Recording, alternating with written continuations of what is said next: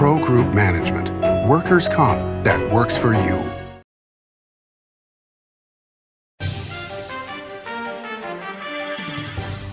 Welcome to Nevada Newsmakers. On the broadcast today, we're talking with Par Tolles, the head of Tolles Development Company, here for the whole show on an all-new Nevada Newsmakers. As you know, Reno is booming. Tolles Development Company is helping it grow with insightful design and development, building community with every project, adding beauty, adding excitement, emphasizing our shared humanity. Reno is becoming bigger. Tolles Development is helping it become better, more livable, more enjoyable. To learn more, go to tollesdevelopment.com. tollesdevelopment.com. Like a traditional handmade basket, retail is woven into the fabric of life in Nevada. From big box to mom and pop, retail supports our communities in countless ways. Jobs for the disabled, team uniforms for kids, help for the elderly, and so much more. Retail employs over 1 in 10 workers. Retail supports Nevada, and we support retail. RANNV.org.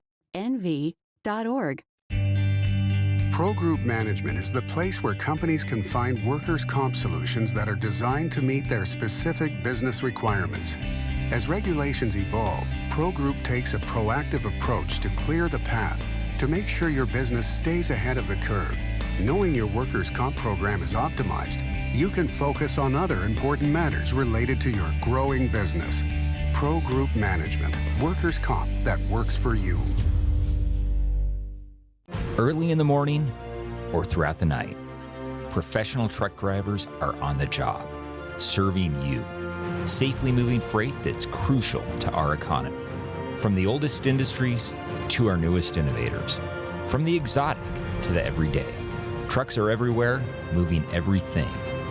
Never afraid to embrace a future that makes Nevada and our nation stronger. Trucking moves America forward. This is Nevada Newsmakers with host Sam Shad, a no-holds-barred political forum. Now, from the Nevada Newsmakers broadcast headquarters, here is Sam Shad. And back on Nevada Newsmakers, we are delighted to welcome back to the program Par Tolles. He heads up the Tolles Development Company. Pleasure to have you back, sir. Yeah, good morning. So Jim Gibson, the chairman of the Clark County Commission, was on the program last week, and he finally gave us a lot of detail about the airport with no name that will be in the Ivanpah Valley. What struck you the most about that from an economic development point of view? There's a lot of talk, and it's actually seems like, and you've been on the tip of the spear on really uncovering the story, but yeah, it seems like it's really happening. I mean, he, I think, really enlightened us. And I think he was the most knowledgeable of the guests that you've had so far. But you and I have chatted a little bit about the Denver airport and some of the other airports that are on the periphery of larger cities. And when you look at, you know, everything you've talked about, I've caught up on your shows this weekend, but with the A's coming, hopefully, and really Vegas truly becoming the entertainment capital of the world, the travel into Vegas is just going to increase and increase and increase, and it's needed. So it's pretty exciting. One of the drivers of economic development has always been airports, and I know we saw it at the Reno Tahoe Airport. They were part of the group that got together with Lance Gilman and Roger Norman to bring the Tesla people up to Reno, or they tried to. They put together a $10,000 flight to fly them in. Tesla turned it down, but was so curious as to why somebody would do that they came, they saw, they bought. Right. And so economic development is one of the reasons that the Reno Air Races are going to be leaving, because the Stead Airport can no longer function with all the economic development. So what do you see that potential? Because you've got your land is not too far from right, the 5 miles. It's wonderful for us. I mean, the natural progression of Vegas is south, and the land spill, which eventually I think must go through the 38,000 acres that's going to be released from the BLM. It's just the natural progression. I mean, the congestion on I-15 getting to North Las Vegas is getting to be so problematic, and there is so much land going to California. It just makes sense, common sense, that the future of development is going to be going towards state line. One of the things that Commissioner Gibson made a big point about was that this was not going to be a reliever airport for LAX. It was going to be a reliever airport for LAS Right. in Las Vegas. Right. But it seems to me that with the cost of the landing fees at LAX and SFO, that it's a natural for these airlines to want to move over. Right. I thought that was interesting also. It's still a pretty good hike to Los Angeles. So I think there's going to be, it'll be interesting to see what airlines or what the gaming industry demands from an airline standpoint to land in Harry Reid from a proximity standpoint, and what is allowed to go out farther in the sense of tourists that demand being closer to the Strip versus commuting into the Strip.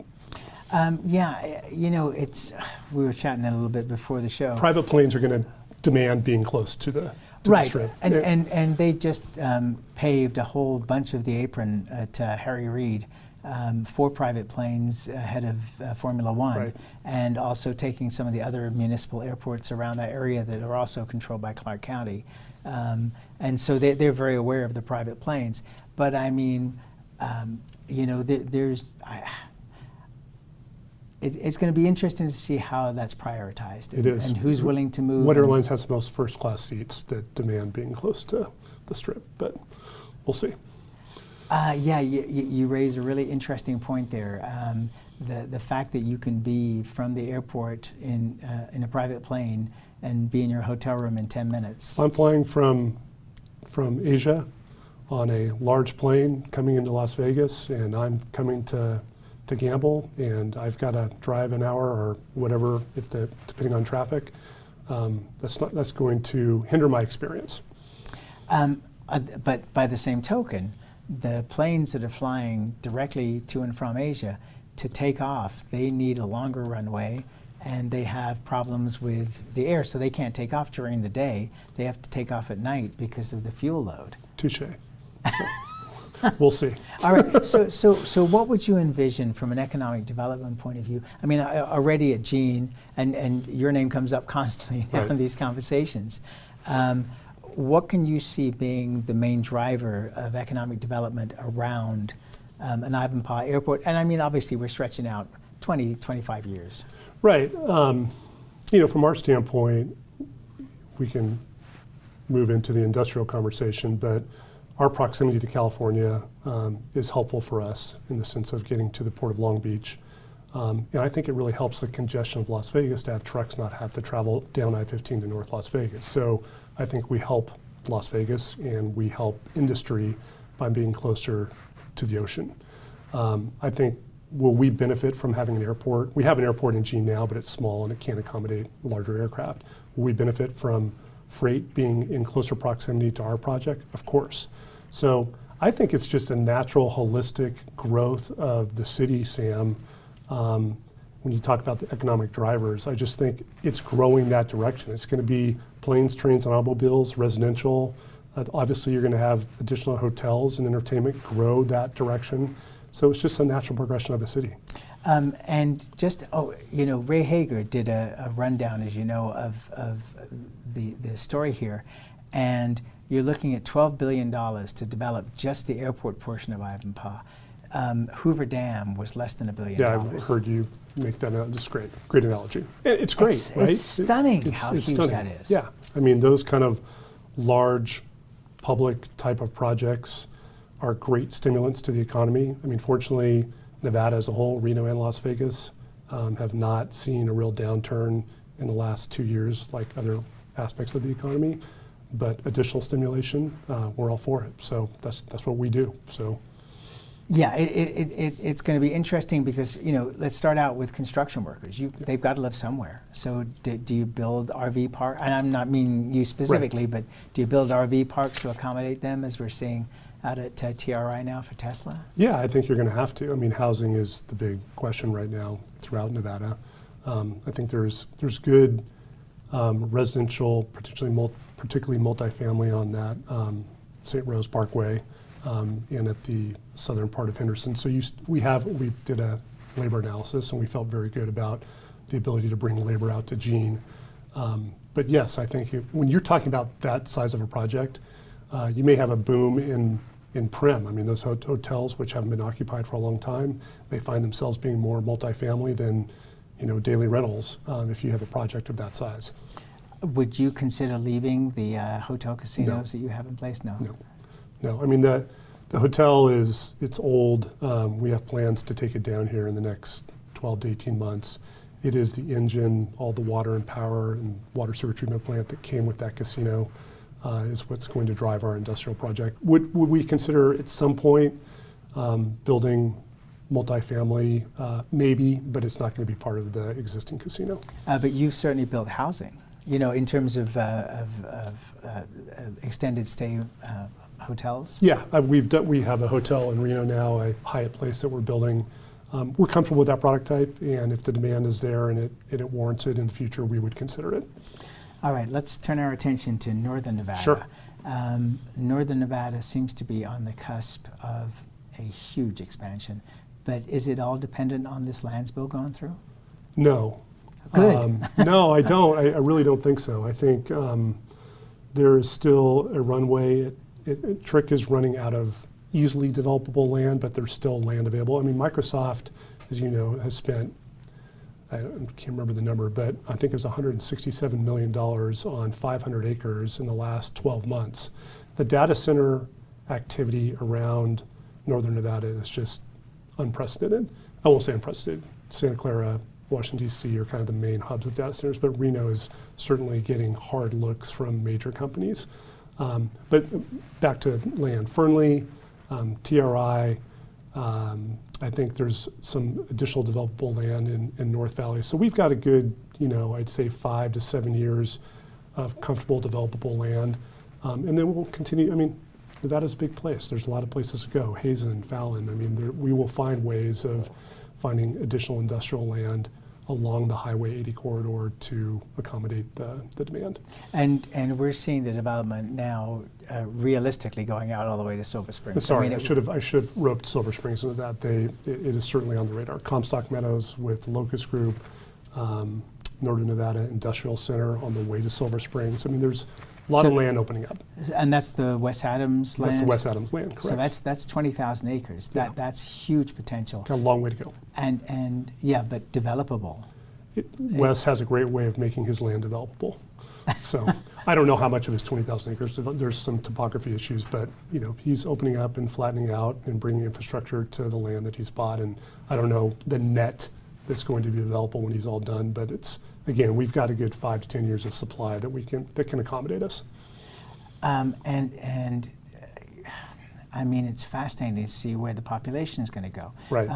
Urington also, copper is becoming more and more valuable, and so it seems like that copper mine should be getting underway pretty soon here. Yeah, the circumference of our MSA is probably the wrong term, but we're just expanding outside of Reno, and it's great. I mean, look at all the diversity you just mentioned. We mentioned data centers, lithium, our standard just logistics work. So it is what we had hoped for, back in 2007 when we really started focusing on diversity, and it's happening. It's what for those of us, Sam, you and I that have lived here for a long time, we have pined for diversity in this part of the state, and it's happening in spades right now, and it's a great time to be in my industry, and it's a great time to live in Northern Nevada. It's really fun. Yes, and the important thing for people to talk about redevelopment is it doesn't happen overnight. It's not a 5 or 10 year thing. No. 15 to 25 years, maybe even 30 in some cases. Yeah, I mean, you got to tip your hat to Mike Kazmierski, who recently is exiting Edon, but he came in with a very militaristic mindset in a good way, and really focused on diversity and bringing more jobs during the recession, and he did his job, and we're benefiting from that. Yeah, to say the least. All right, let's take a break, and we'll come right back with Partols after this timeout. Take a look at Pro Group Management and see how your workers' comp requirements can be met head-on. By taking a proactive approach, Pro Group can assure that your company is meeting or exceeding state and federal standards. As you move forward in your industry, Pro Group moves with you, simplifying regulatory tasks, clearing the way so you can get the job done and look to your future success. Pro Group Management, workers' comp that works for you. What do you count on? You count on your power every day. At NV Energy, we've always powered what's important to you, but we're not looking at the past. We're focused on the future. While our standards are high, our rates will remain low. And our commitment to renewables isn't just meeting standards, but leading the way. Because you can count on more than just your power. You can count on the company who brings it to you. That's our promise. You can count on it. The casino industry drove Nevada's economy for decades. By the 1990s, however, the state's sole industry was in sharp decline. Many were losing their homes, many were leaving the state. Is Reno on track to be the Detroit of the West? Was an October 2010 Reno Gazette-Journal headline. Nevada knew it was time for a change and a time to diversify.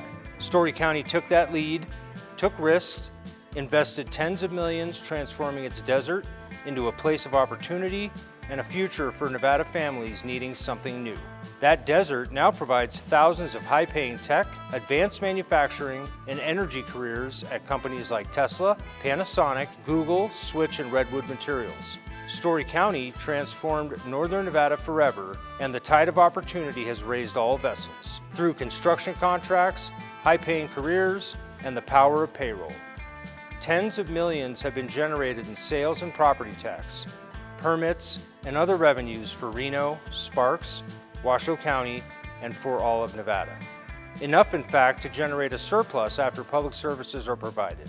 And best of all, a sustainable economic climate has been created, enabling our children to stay in Nevada and live prosperous lives in their home state. Story County, improving northern Nevada one industry at a time.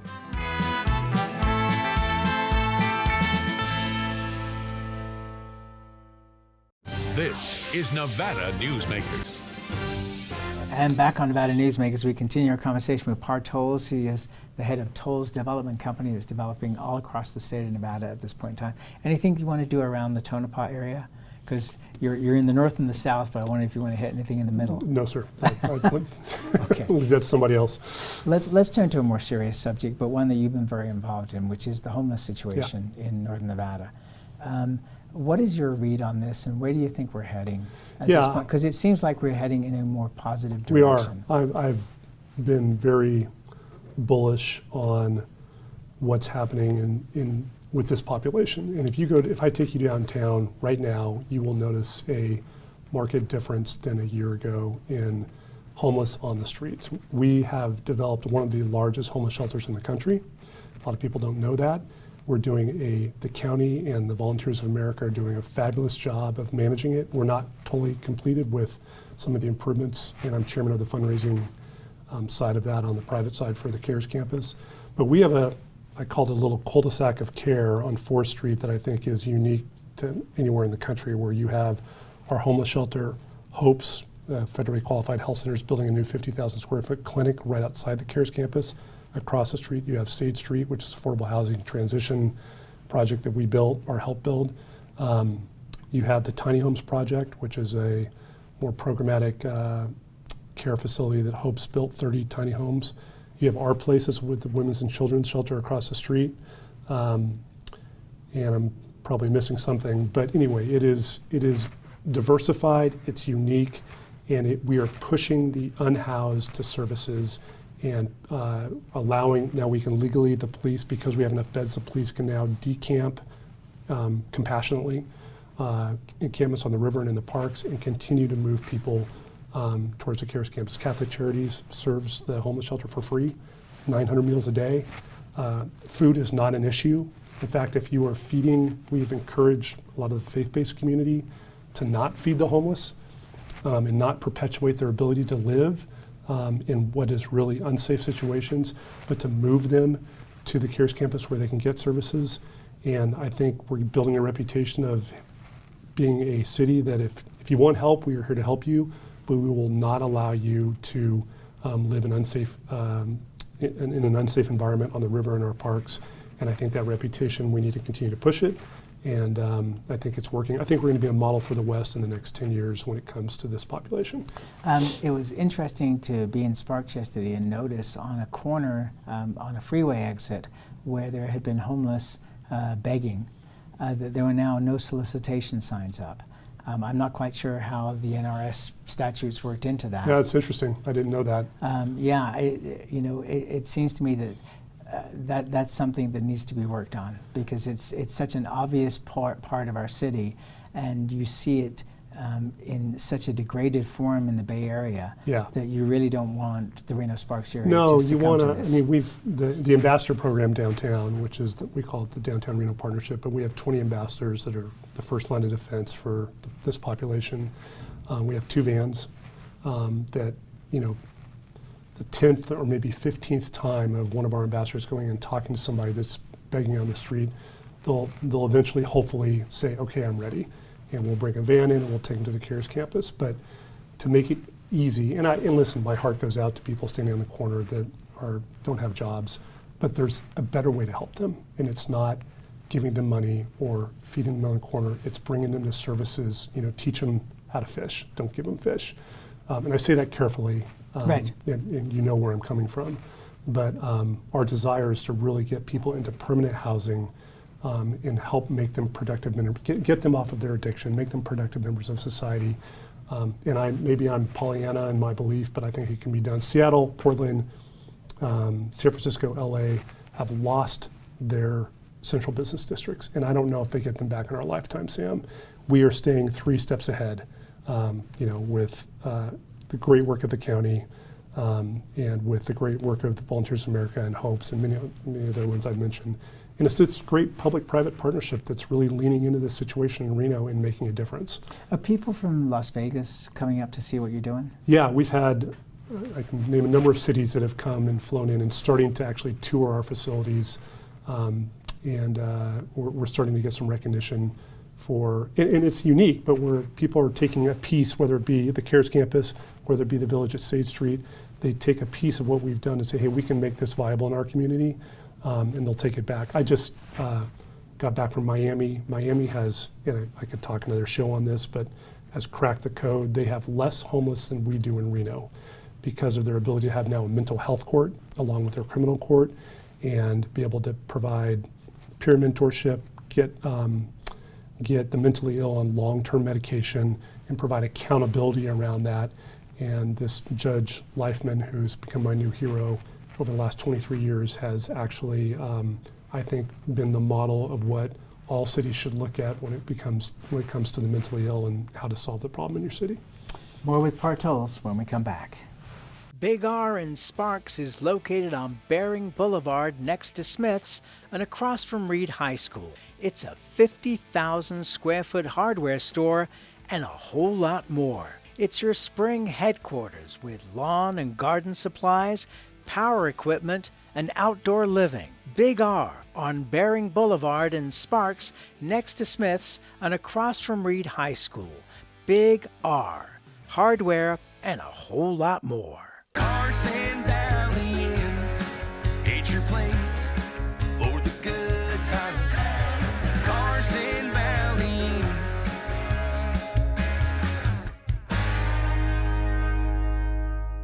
The Nevada Builders Alliance has been protecting the interests of the construction industry for over 50 years. Our programs save members thousands of dollars every year and allow them to provide much-needed benefits to their employees. Our industry also allows Nevada to grow. If you're thinking about a career in the construction industry, reach out. And if you haven't thought of a career in construction, what are you waiting for? We are the Nevada Builders Alliance. Imagine a magical garden that feeds Carson City's hungry and homeless, teaches our high school students agriculture, creates hanging floral displays to beautify downtown, and yet charges nothing. It's not magic. It's the Greenhouse Project. It's real, it's growing, and it needs your help. Go online to carsоncitygreenhouse.org so together we can grow it forward. This is Nevada Newsmakers. And back on Nevada Newsmakers, we continue our conversation with Par Tolles. He heads up Tolles Development Company. So Jeff Jacobs has been developing what was the Sands Regency in downtown Reno, and it's now the J Resort, which they could use a little help with on the name, but that's a whole different That's story. what you do. He used to call you. It's a marketing thing. But when I drive down 4th Street, which was a terrible place for a long time with all these horrible motels where people were living and under the worst situation. And now they've cleared off so many of the lots. They have refurbished the Renova motel, but for the most part, those bug-infested motels are gone. And he's doing amazing things. That property looks fabulous, and it's going to be even more fabulous over time. Yet he has taken a lot of heat for that. But should we be allowing people to stay in terrible conditions just because that's the only place that we should let them live? No, I mean, Jeff Jacobs took a lot of, you almost needed to be an out-of-towner to come in and do what he did, and, you know, not, because he did take a lot of heat, and I actually commend him. He took down third world country type facilities. Exactly. That nobody should be living in. And did it force a tough issue? Did it force the CARES campus? Did it force us to look at developing something like Sage Street? Yes. But there was a little bit of short-term pain, I think, for long-term good. And he has quietly and resiliently is currently redeveloping our most difficult part of downtown. And I think people will look back 7 years from now when he is done doing what he's doing and actually give him a trophy. So I've met him a couple times, but I'll give him a trophy if nobody else does, because as a citizen, for what he's done for that part of downtown, he deserves a lot of credit. So, and that's where we have to leave it. And you deserve a lot of credit too, but that's another story. And we'll be right back. For 50 years, Nevada Heating has been keeping people comfortable in their homes. At Nevada Heating, call the Do It Right guys and get the air conditioning back on today. That's the Nevada Heating way. Why sweat for days on end when Nevada Heating can get your air conditioning fixed today? Call us today and we'll fix it today at 323-5585 or schedule us on our website at nevadaheating.com.